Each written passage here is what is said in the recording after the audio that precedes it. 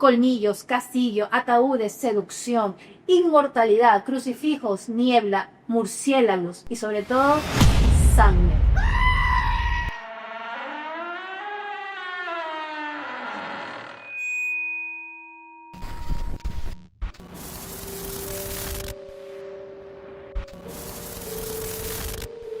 Bienvenidos a Chocarreros TV. Mi nombre es Ángela Chavarría. Y yo soy María Gabriela Jaramillo. Y hoy tenemos un tema que lo hemos guardado durante mucho tiempo porque no lo hemos topado. Y de los que se nos ocurrió vivir. ¡Uy!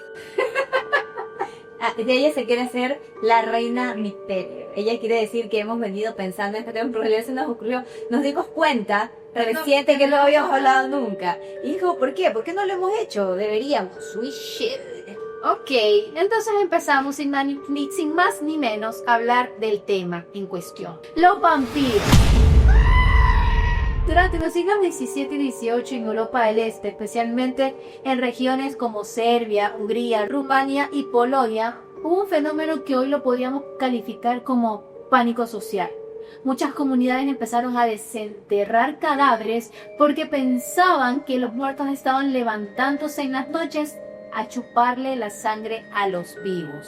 Los casos estaban tan bien documentados que hasta filósofos de la talla de Rousseau hablaban de ellos. El man decía que no había en el mundo una historia mejor registrada que la de los vampiros, y es que algo de razón tenía este hombre, pues ya hasta había actas notariales, declaraciones de jueces, reportes de cirujanos, ya traspasaba los límites de una superstición. Se consideraba un hecho que efectivamente eran vampiros. A ver, pero ¿por qué esta gente creía que sus muertos realmente seguían vivos? Escuchen esto porque ustedes habían pensado lo mismo. Tú habrías pensado lo mismo. El primer signo era que el cuerpo no se descomponía. O sea, cuando los desenterraban, cabe recalcar que esto lo hacían a los pocos días del entierro, lo encontraban con la piel intacta, sangre líquida saliendo de la boca, los ojos abiertos, las uñas largas y a veces hasta una supuesta sonrisa. Pero claro que todo eso hoy ya tiene una explicación médica. Se supone que en ambientes fríos y húmedos el cadáver puede sufrir un proceso que se llama saponificación. O sea que la grasa corporal se transforma como en una especie de sustancia acerosa que cubre el cuerpo y de alguna manera lo preserva. Eso puede mantener la piel lisa y los músculos con algo de rigidez. También se han documentado hemorragias post-morte que provocan que la sangre salga por ya sea la nariz, boca o hasta por las orejas. Estamos hablando del siglo XVII, ¿ok? Aquí todavía no se hablaba de esto en su totalidad. Si alguien se moría de repente o varias personas en una comunidad se enfermaban después de un entierro, de una se lo atribuían al muerto, concluyendo que sí o sí tenía que ser un vampiro. Así que para evitar que siguiera dañando a los vivos, lo exhumaban y le clavaban una estaca en el corazón. La estaca atravesaba el corazón, como dice Angelita, y muchas veces hasta le salía por la espalda. O sea, pero con saña ahí. Otras veces hasta decapitaban el cadáver o lo quemaban. Todo esto con la intención de evitar que volviera a levantarse. No era por entretenimiento. Hasta hay reportes de que cuando clavaban esta estaca el cadáver soltaba un gritito. Por si acaso, eso también tiene una explicación científica. Lo que pasa es que el cuerpo de un muerto todavía puede tener gases atrapados en las cajas torácicas. Si se le perfora con fuerza esta caja torácica, va a hacer que esos gases puedan salir con un sonido parecido a un gemido o a un rugido. Sobre todo si sale por la garganta. Ya ves como todo sí tiene una explicación. Y tenemos aquí algunos de los casos registrados. Uno de los primeros fue el de Peter Blahovich en Serbia en 1725. Después de su muerte se murieron 9 personas en 8 días. Fue como una especie de pandemia de muerte. De una salieron los supersticiosos a decir que él los había visitado de noche y que los había estrangulado. Encima ya todo se avivó cuando los aldeanos abrieron su tumba y encontraron su cuerpo en perfecto estado, con sangre fresca en la boca. Ñaño, las manos en la masa. Lo empalaron frente a testigos y registraron el caso como resolución oficial. El populacho resolvió. Hay otro caso también, el de Jur Grando, en Croacia. Este se murió en 1656, pero durante 16 años, los habitantes del pueblo aseguraban que él se salía de la tumba en las noches, que caminaban de las casas y que los que abrían la puerta se morían días después.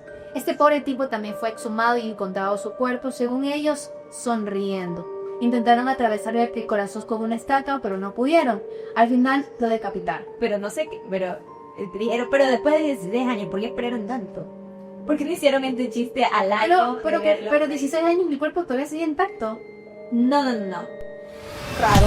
En ese contexto, las comunidades actuaban por miedo. Veían signos físicos que no entendían, como la sangre líquida, el cuerpo intacto o la apariencia viva del cadáver, y la única respuesta que conocían era: este muerto debe ser un vampiro, y la única solución era, claro, destruirlo. Ahora, pasemos de cadáveres desenterrados a vampiros con capa y castillo. Hablemos de un personaje histórico, Vlad III, también conocido como Vlad Tepes, no sabemos si se pronuncia, o Vlad el Empalado. Fin de la tanda de los que sí pasan más por vampiros, al menos más que esos pobres finaditos que ya vimos hace un rato. Vlad nació en 1431 en Transilvania. Vampiro. Ok, ahorita ya, Transilvania era Vampiro, todo nació en Transilvania, de Transilvania, vampiro. 100%. Bueno, nació en Transilvania, pero gobernó la región de Valaquia, en lo que hoy es Rumania. Era conocido por su crueldad. Empalaba a sus enemigos, los dejaba morir lentamente clavados en estacas de madera y a veces los dejaba exhibidos planterías como advertencia pública. Pero yo pensé que la maña del corazón, la gente es sórdida, o sea, ¿qué les pasa? Empalar no era solo un castigo, era más o menos como cuando aquí dejan colgados, muertos, decapitados. Es como una forma de control social basada en el terror. Hay testimonios de que empaló a más de 20.000 personas durante su reinado. La escena más repetida en crónicas de la época lo describe comiendo mientras los puercos se pudrían frente a él, todos empalados. ¡Qué horror! El apodo era Draculia. O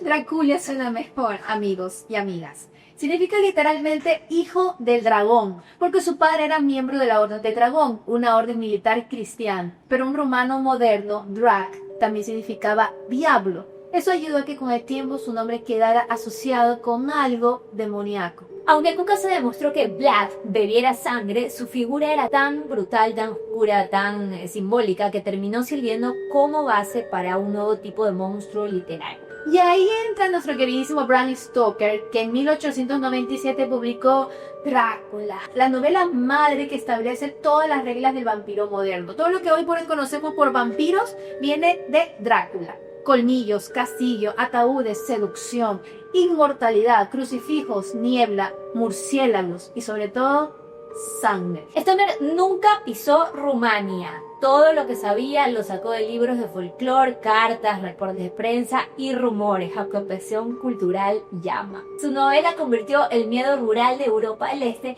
en un símbolo global hasta hoy. Y un símbolo que da billete, porque claro, fue el cine el que realmente convirtió al vampiro en una figura cultural y universal. Y todo comenzó, señoras y señores, con una película que no tenía el permiso, Nosferatu de 1922, dirigida por F.W. Murnau.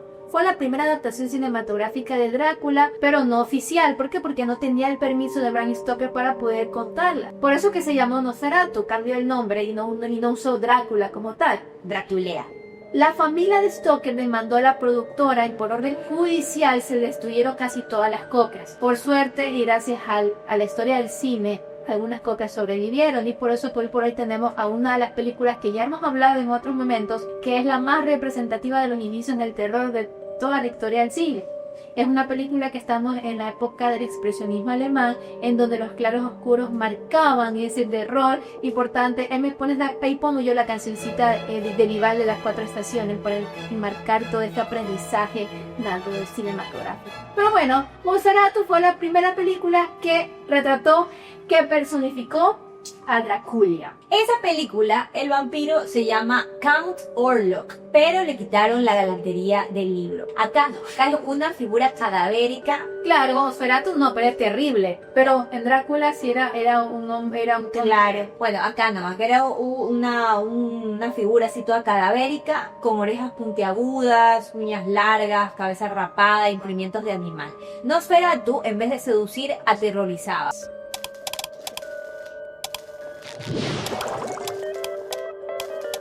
Nosferatu. Pero el cambio vino en 1931 con Drácula de Todd Browning, protagonizada por Bela Lugosi. Sí, Bela Lugosi. Este Drácula fue mucho más comercial. Era ya el el estereotipo del actor guapetón de Hollywood de esa época, ¿no? Y aquí sí, por primera vez, ya aparece el arquetipo que ya todos reconocen. Que el trajecito negro, que la capa, que la mirada hipnótica, que el acento extranjero como Hotel Transilvania. El conde elegante viene a reemplazar al vampiro enclenque.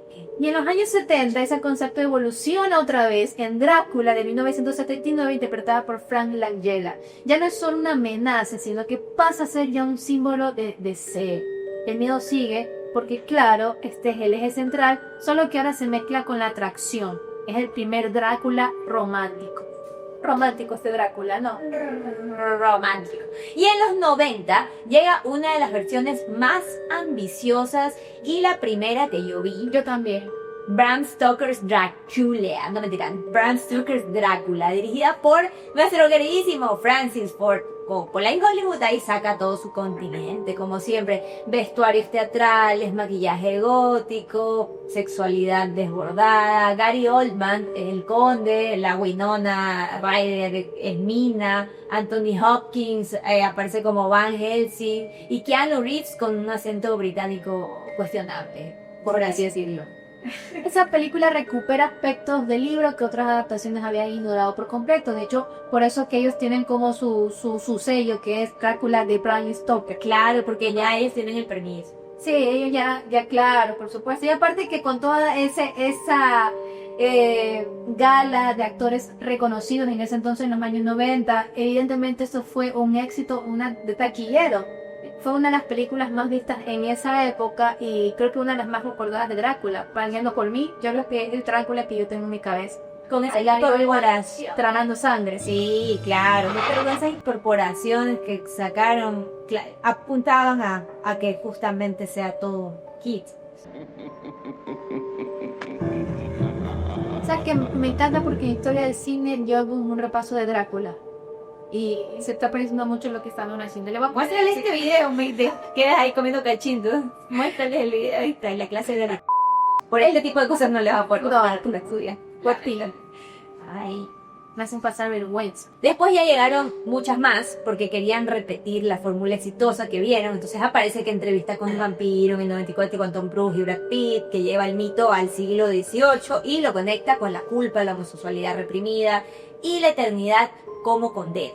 Oye, pero ¿se entiende lo de homosexualidad en esa película? Claro que sí. No me acuerdo porque la vi hace mucho tiempo. Claro que sí. Pero ellos eran pareja. Y más tarde, los vampiros se volvieron mainstream. Con Buffy, Crepúsculo, Buffy. Mira, tan mainstream que ya no vi Buffy. Buffy la casa vampiros. Sí sé cuál es, pero no vi, pues. Ya, pues ya.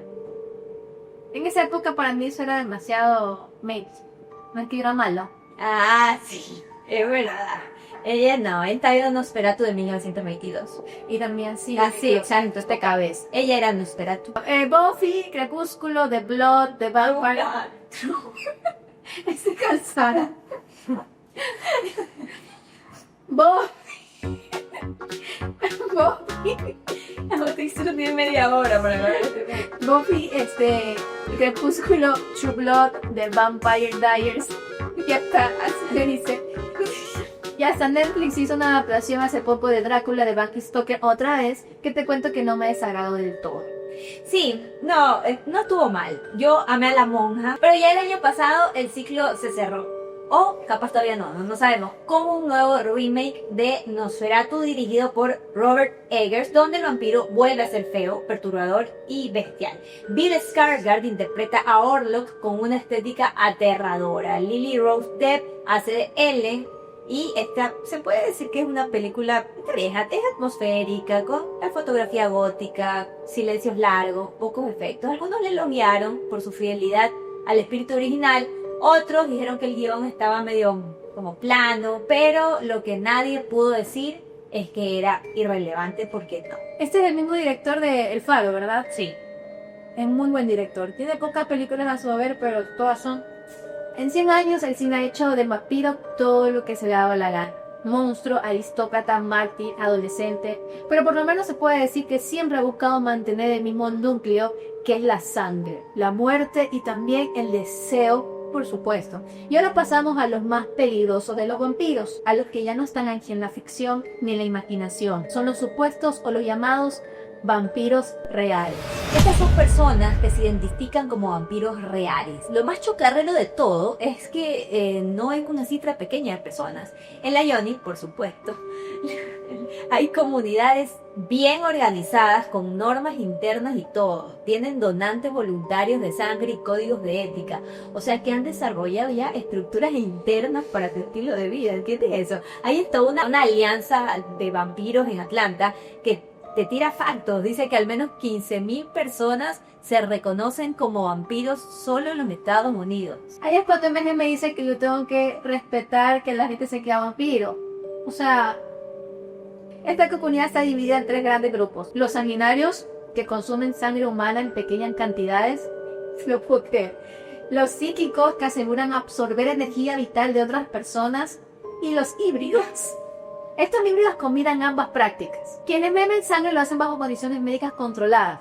Utilizan bisturíes esterilizados. Seleccionan zonas carnosas en el cuerpo que no dejan cicatriz y requieren exámenes médicos previos del donante. Algunos hasta firman acuerdos de consentimiento verbal o por escrito sin mordidas, ni cuellos perforados, ni violencia. Todo muy civilizado. Son unos vampiros civilizados. La alimentación de esta gente es como ritualizada. Algunos lo consideran un proceso íntimo y es como la comunión, pero versión vampiro. Otros lo hacen en grupo, pero todos coinciden en que lo hacen por necesidad, no es que es por placer. Según ellos, si no consumen sangre o energía, se sienten enfermos, deprimidos y supuestamente una vez que se alimentan se ponen mejorcitos. Muchos de ellos no se visten como vampiros, ni adoptan la estética gótica. De hecho, según ciertos estudios, solo el 35% se identifican como góticos. La mayoría son personas comunes, abogados, músicos, ingenieros, amas de casa, profesores universitarios. Y por cierto, el 63% son mujeres. Todo es tan chocarreo realmente. De ahí está el grupo de vampiros psíquicos. No consumen sangre. Ellos dicen que en cambio absorben energía vital. Algunos lo hacen por contacto físico, otros a distancia. Hablan de chakras, auras, flujos energéticos y muchos afirman que sienten físicamente cuando están cargándose o drenando energía. Es que son como un Tesla. Son como un Tesla. Este tipo de vampirismo tiene raíces en prácticas esotéricas del siglo XIX, pero también en religiones asiáticas que trabajan con conceptos como el chi o el prana. Estoy pronunciándolo bien. Sí, quizás mis amigas que saben de estos temas pues me puedan corregir. O sea, no es práctica nueva. No es práctica nueva porque esto ya se hace en estas culturas, en estas religiones, pero ya, pues desde que le pones el nombre vampiro al lado de la práctica, sí creo que eso hace que genere algo de rechazo. Por eso muchas veces se mantienen ocultos. La mayoría teme revelar su identidad a médicos o terapeutas. Un estudio de un profesor de la Universidad Estatal de Idaho demostró que muchos vampiros reales no ocultan su práctica por miedo a ser diagnosticados erróneamente con trastornos medicales o incluso declarados no aptos para trabajar o cuidar hijos. Erróneamente, dice. Gritando juzgue. Por si acaso el vampirismo no está registrado como trastorno en el DSM-5 o DSM-5, que es este que decide qué es un trastorno y qué no. Pero una vez más en la vida, esa ausencia no ha impedido que se los estigmaticen. Algunos han sido comparados con sectas, con desviaciones sexuales o con patologías psicóticas. Aunque en la práctica la gran mayoría nunca es que ha cometido un crimen como tal, ni tiene historial psiquiátrico, ni tampoco que consume drogas. La comunidad vampírica real ha desarrollado incluso sus propios códigos de ética. Condenan a quienes actúan sin consentimiento, rechazan cualquier forma de violencia y algunos de sus líderes, como el mismo Merticus, ha colaborado con fuerzas del orden, médicos y académicos para desmentir mitos y documentar esta práctica. Se supone que ellos no buscan fama, ni fama gótica, ni atención mediática, buscan tal vez reconocimiento. No quieren que su identidad sea considerada una enfermedad o una amenaza, y aunque no hay evidencia médica concluyente de que necesiten sangre para vivir, muchos aseguran que lo sienten desde la adolescencia o después de un trauma. Ellos llaman despertar y lo describen como un proceso confuso, aterrador, pero irreversible. Para ellos no es una elección, sino más bien es una condición. Igual no es que yo quiera juzgar, cada quien con su tema, pero el vampirismo clínico tampoco está registrado como trastorno ni el DSM-5, y de todas maneras sí es chocarrerísimo para la sociedad tener que convivir con alguien con vampirismo clínico. O sea, ¿qué te diré? Claro, sí, porque a ver, son dos cosas distintas. Vamos a adentrarnos ahora en este tema. Hasta ahora hemos hablado del vampiro como figura literaria, como símbolo cultural o incluso como una identidad alternativa, pero existe una variante que no tiene nada de estética ni de filosofía. Es lo que algunos psiquiatras llaman vampirismo clínico. Se trata de un comportamiento en el que una persona siente una compulsión irresistible por beber sangre. En muchos casos, esa compulsión está relacionada con el deseo sexual o con un componente violento. El término viene utilizándose en el siglo XIX, pero como les decía antes, no está reconocido en los manuales de diagnóstico oficiales como el DSM-5 o el CAPS. Uno de los primeros en documentarlo fue Richard von Prague-Elling, un psiquiatra forense que en su obra Psicopatia Sexualis de 1892 describió varios casos de hombres que sentían excitación al beber sangre. Uno de ellos asesinó a una niña, le hizo cosas horribles, se tomó su sangre y enterró el cuerpo. Otro le cortó el brazo a su esposa solo para poder succionar la herida. En 1964, los psiquiatras Vandenberg y John Kelly propusieron una interpretación freudiana del fenómeno. Lo llamaron una forma de masoquismo primario con componente sensual no edímico. O sea, bueno, me quedo aquí así. Básicamente lo vincularon con impulsos primitivos y descontrolados. Y en 1990, el psicólogo Richard Knoll acuñó el término síndrome de Renfield en honor al personaje de la novela Drácula que comía insectos para absorber su energía vital. Según Knoll, quienes desarrollan este síndrome empiezan con el autovampirismo, o sea, beber tu propia sangre. Después pasan a la zoofagia, que es beber sangre de animales, y en algunos casos extremos ya se cruzan a la sangre humana. En todos los casos hablamos de personas que se supone no pueden controlar ese impulso. La ingestión de sangre no es parte de su identidad cultural, sino de una compulsión que suele estar ligada a trastornos como esquizofrenia, psicopatía severa o desórdenes sexuales graves. Algunos pacientes desarrollan fantasías violentas o rituales que involucran sangre como parte central. Y aunque son pocos, existen casos reales que lo demuestran. El más conocido acá en América Latina es el de Marcelo Mario Antelo, conocido como el vampiro de Flores en Buenos Aires. Lo detuvieron por allá por el 2010 y fue condenado en el 2013 a cadena perpetua. Antelo asesinó a varias personas en rituales relacionados con la devoción a San la Muerte, una figura pagana que tiene seguidores en zonas marginales de Argentina y Paraguay. En al menos uno de los crímenes se tomó la sangre de la víctima, por eso en los medios le pusieron el vampiro. Ese es el aporte latinoamericano a este rubro. Aunque el mito del vampiro nació en Europa del Este, acá no somos ajenos a este tipo de relatos. De hecho, en muchos países, las leyendas locales se mezclan con características vampíricas sin usar esa palabra directamente. En Colombia, por ejemplo, últimamente han estado circulando unos rumores en barrios tradicionales de Bogotá, como La Candelaria, Chapinero y Usaquén. La Candelaria, por eso se llama el grupo teatral Las Candelarias, por este bar. Creo que sí. Mira tú, hay testimonios que dicen que hay unas figuras que aparecen solo de noche, sin mostrar la cara completa y que tienen comportamientos extraños, que usan dinero viejo, evitan luz intensa y desaparecen sin dejar rastro. Algunos taxistas, empleados de bares e incluso personal hospitalario han dicho que atendieron a personas que, según ellos, no parecían de esta época. Se habla de un supuesto código de silencio entre los vecinos, o sea que todos saben algo que por ahí prefieren no contar. No hay denuncias oficiales y pruebas concretas, pero sí muchas coincidencias entre los relatos, alimentando más toda esa historia. México también tiene sus propios arquetipos. La Tlahuelpuchi, por ejemplo, es una figura del folclore tlaxcalteca. Nunca sabía cómo pronunciar esa palabra. Tlaxcalteca. Se describe como una mujer que puede transformarse en animal o luciérnaga y que chupa la sangre de los recién nacidos. Es una chupacabra. Así es. Tiene raíces prehispánicas y sigue presente en relatos orales. Otro ejemplo es el nahual vampírico, una figura que combina transformación animal y ataque nocturno y que suele rondar por zonas rurales. Y más moderno aún que el chupacabra. Ahí está, el queridísimo chupacabra que aparece en la década de los 90 y que cumple con todos los elementos clásicos: colmillos, ataques nocturnos, cuerpos drenados de sangre. Pero era como un animalejo, o sea, Sí. que Era como un Nosferatu con un era un animal. animal. Sí, El, así es. el primer impacto le hizo pues la novela. Así es, el primer impacto sacó la premisa. Pero bueno, en Argentina hay una leyenda urbana muy, pero muy conocida en Buenos Aires, que es el vampiro de Recoleta. Tú, Angelita, te has ido como 60 veces a Argentina.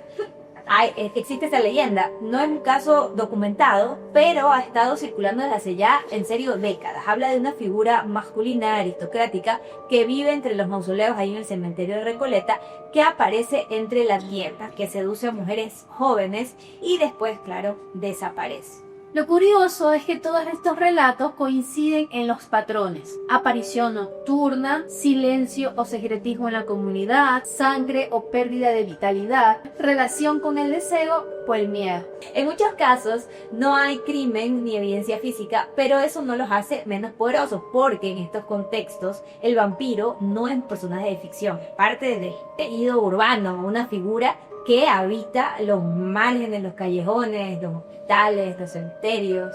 Después de todo lo que hemos visto, la pregunta inevitable es: ¿existen realmente los vampiros?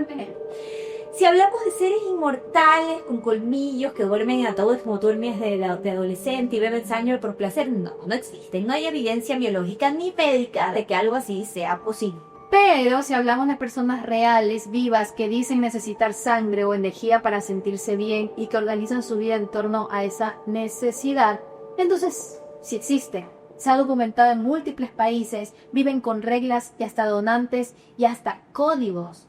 Y si hablamos de individuos que han cometido crímenes relacionados con el consumo de sangre, como el caso de Marcelo Antelo o los casos documentados por la psiquiatría forense, entonces también existen. Son pocos, pero suficientes como para que el tema no sea solo una ficción. Y como todos esos caníbales también, como Hannibal Lecter, por ejemplo, y todos los caníbales que en el mundo estuvimos revisando también. Pero canibalismo es otra cosa. Pero la sangre. Pero ya es el huesito, es musculito. Y bueno, en cuanto aquí Hay hablando una de canción de vampiros, ¿no? De Chica Vampiro de Grace. No, hay una canción. Cuidado, viene. ¿Has visto Only Lovers Left Alive? No. Bueno, aprovechando y hablando de lo que la gente prefiere consumir, yo quiero aprovechar este espacio primero para pedirles que si les gusta el video se suscriban, por favor activen la campanita, nos dejen un comentario, nos dejen un like. Es gratis, por Dios. Es gratis, no les cuesta nada hacerlo, más, no te toma pero ni 10 segundos. Ahorita vamos a hacer un minuto de silencio para que la gente le dé like. Te estoy esperando. Aquí abajito.